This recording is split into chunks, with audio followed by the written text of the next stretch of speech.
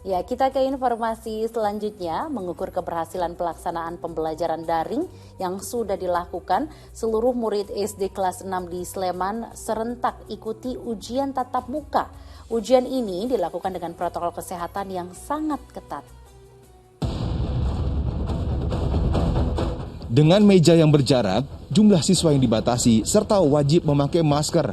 Siswa kelas 6 SD dan Madrasah Ibtidaiyah di Sleman tetap serius mengerjakan ujian atau asesmen standar pendidikan daerah yang serentak dilakukan secara tatap muka. Selama ujian berlangsung, protokol kesehatan pencegahan COVID-19 dilakukan dengan ketat. Ujian ini juga bukanlah syarat penentuan kelulusan. Tapi SPD ini kita gunakan untuk mengevaluasi pembelajaran jarak jauh yang sudah dilakukan selama ini. Kemudian sekaligus dengan SPD ini kita ingin mengetahui sejauh mana mutu pendidikan selama pembelajaran jarak jauh ini. Sementara itu, jelang pembelajaran tatap muka, ratusan guru di Pacitan, Jawa Timur menerima vaksin COVID-19 dosis pertama. Vaksinasi yang dilakukan di kantor kecamatan Bandar ini dilakukan demi kelancaran proses belajar mengajar tatap muka yang akan dilakukan selama masa pandemi. Hingga kini baru sekitar 3.600 guru di Pacitan yang mendapatkan vaksin. Sementara sisanya lebih dari 7.600 guru masih menunggu karena terbatasnya jumlah vaksin yang diterima Pemkab Pacitan. Tim Liputan melaporkan.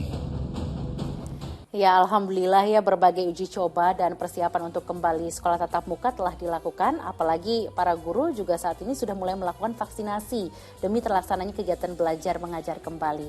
Nah, Ustaz, ini kan sudah 1 tahun lebih sejak sekolah tatap muka digantikan dengan sekolah daring. Dan dari pihak orang tua murid juga sudah mulai ada beberapa nih yang mengeluhkan seperti pendidikan yang menjadi kurang optimal, terutama pada cara anak bersosialisasi dan kekhawatiran akan akhlak dari anak-anak. Nah, sebagai orang tua nih Ustaz, bagaimana caranya kita agar bisa mengisi peran sebagai guru di rumah? Ya, tentu ya, ini dialami semua, termasuk saya. Saya juga di rumah ini tentu tidak seperti biasanya kalau misalnya anak-anak sekolah tatap muka, kita itu kan sudah betul-betul secara profesional, guru-guru di sekolahnya itu memberikan tarbiyah pengajaran yang baik lah ya, dari jam ke jam sampai ketika kemudian mondok ya dan lain-lain. Tetapi ketika sekarang online, tugas-tugas guru yang kemudian sangat sulit ya dilakukan oleh orang-orang tua gitu, ini otomatis harus dibagi atau harus bebannya ada di orang tua. Nah, orang tua ini kadang-kadang juga kan karena bukan guru ya, tidak ahli dalam kemudian